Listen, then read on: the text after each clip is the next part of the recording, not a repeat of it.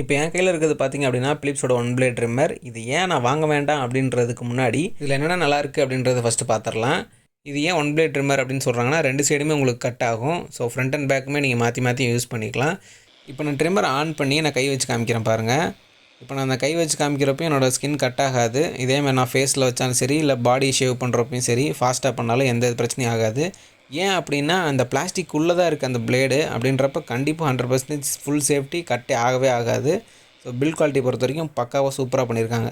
ரெண்டாவதாக பார்த்திங்க அப்படின்னா பிளேடோட சஸ்பென்ஷன் செம்மையாக இருக்குது. நான் அமுக்கிறத பார்த்தாலே உங்களுக்கு தெரியும் எப்படி இருக்குது அப்படின்றது. எக்ஸாம்பிளுக்கு இப்போ நான் பண்ணி காமிக்கிற பாருங்கள். ரொம்ப ஸ்லோவாக பண்ணுறேன். ஸ்கின்ஸில் எந்த அஃபெக்ட்டும் ஆகாது. நல்லா நீட்டாக வந்துடும். இதே நான் வேகமாக அவசரமாக பண்ணேன் அப்படின்னாலுமே எனக்கு எந்த டேமேஜோ இல்லை ஸ்கின் இரிட்டேஷனோ எந்த பிரச்சனையுமே இல்லை. நல்லா ஸ்மூத்தாக இருக்குது ஃபினிஷிங் கூட. மூணாவதாக பார்த்திங்க அப்படின்னா நம்ம பிளேடுக்கு ஒரு கேஸ் கவர் மாதிரி கொடுத்துருக்காங்க. ஸோ நம்ம கேரி பண்ணி ட்ராவல் பண்ணி எடுத்துகிட்டு போகிறப்ப ஆட்டோமேட்டிக்காக ஆன் ஆகிடக்கூடாது அப்படின்றனால இந்த கவர் போட்டுக்கிட்டோம்னா செம்ம யூஸ்ஃபுல்லாக இருக்கும். இல்லை அப்படின்னா அந்த கேஸோட நம்ம கழட்டியும் ரிமூவ் பண்ணி போட்டுடலாம்.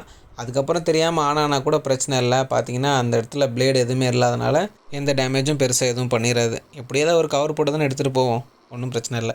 நாலாவதாக பார்த்திங்கன்னா செம்ம லைட் வெயிட்டு. உங்களுக்கு பார்த்தாலே தெரியும். ரெகுலராக ஃபோன் யூஸ் பண்ணுறதுனால அதை விட இது ரொம்ப வெயிட் கம்மின்றனால ஒரு பிரச்சனையும் இல்லை. 5ஆவதாக பார்த்திங்க அப்படின்னா இதில் வாட்டர் ப்ரூஃப் இருக்குது. ஸோ நம்ம ட்ரிம் பண்ணிகிட்டு இருக்கப்பையும் நம்ம தண்ணியில் விட்டு வாஷ் பண்ணி அப்படியே கண்டினியூவாக ட்ரிம் பண்ணலாம். இல்லை அப்படின்னா டோட்டலாகவே ட்ரிம் பண்ணி முடித்தாலுமே தண்ணிக்குள்ளேயே போட்டு வாஷ் பண்ணாலும் எந்த பிரச்சனையுமே ஆகாது. லாஸ்ட்டாக பார்த்திங்க அப்படின்னா கேரி பண்ணிட்டு போகிறது ரொம்ப ஈஸி. லைட்டாக சின்ன ஸ்பேஸ் இருந்தாலே போதும், ஈஸியாக எடுத்துகிட்டு போயிடலாம். உங்களுக்கு பார்த்தாலே தெரியும். அப்புறம் இதில் என்ன தாண்டா பிரச்சனை அப்படின்னு கேட்குறீங்களா? 8 மணி நேரம் சார்ஜ் போட்டாலே உங்களுக்கு 30 நிமிஷம் தாங்க சார்ஜ் நிற்கிது. ஒரு 2-3 பேர்லாம் யூஸ் பண்ணுற மாதிரி இருந்தால் செட்டே ஆகாது. அதே மாதிரி நான் நாளைக்கு ஷேவ் பண்ண போகிறேன் அப்படின்னா நைட்டே நான் சார்ஜ் போட்டால் தான் காலையில் யூஸ் பண்ண முடியுது. என்னடா இது அப்படின்ற மாதிரி இருக்குது.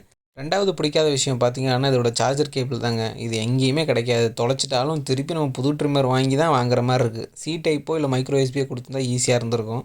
மூணாவது பிடிக்காத விஷயம் முடி தாங்க. நிறைய போய் சிக்கிக்குது தேவையில்லாமல். ஆட்டோமேட்டிக்காக எல்லாமே கீழே விழுந்துட்டால் பரவாயில்ல.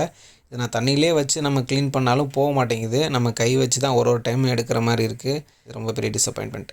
கடைசியாக பார்த்திங்க அப்படின்னா இதோட ப்ரைஸ், நான் வாங்குகிறப்ப இதோட ப்ரைஸ் பார்த்திங்க அப்படின்னா 1979க்கு இருந்துச்சு.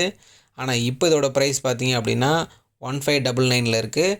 இந்த ட்ரிம்மர் கண்டிப்பாக வாங்கவே தேவையில்ல. ஏன்னா பேட்டரிக்காகவே நீங்கள் இதை கண்டிப்பாக எடுக்க வேண்டாம். இதே ப்ரைஸுக்கு இதோட பெஸ்ட்டான ஆப்ஷன் பிலிப்ஸ்லேயே கூட இருக்குது. அப்புறம்